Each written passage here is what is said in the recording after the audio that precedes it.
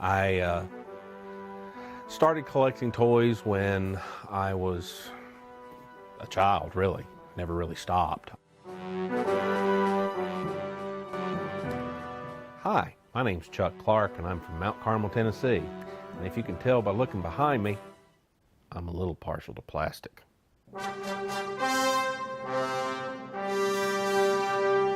I've always had an interest in action figures and toys, but as I got older, it seems like I had gained so much knowledge from the internet and everything else that it just went to that next level, you know.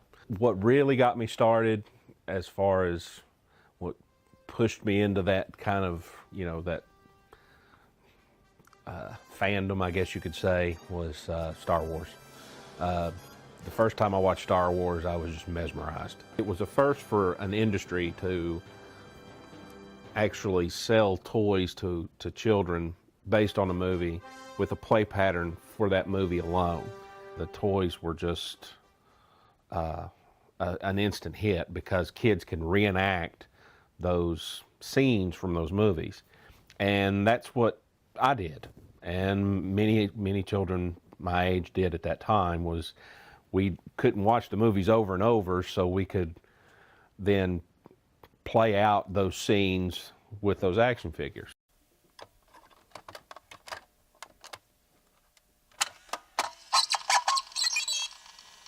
I can't determine the value of what I've got just by money alone, because I've put a lot of man hours into it, as far as either tracking it down or actually restoring it, which is something that I do a lot, is restore toys.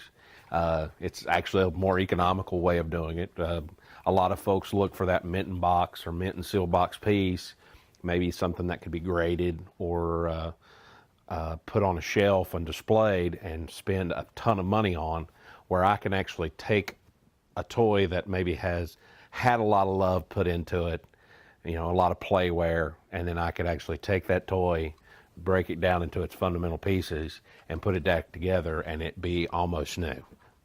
This here is my G.I. Joe display. It's about an 18-foot total display with several tables put end to end.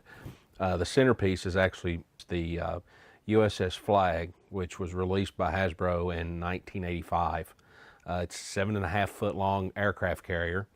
Had a lot of parts and pieces, and it retailed for over $100 back in 1985.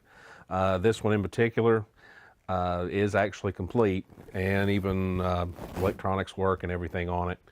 But as the display as a whole, this display probably has the most action figures on it, and actually shares the largest time range. The oldest figure on here is probably from like 1983, and the newest one is from probably 2016. The one thing about this hobby that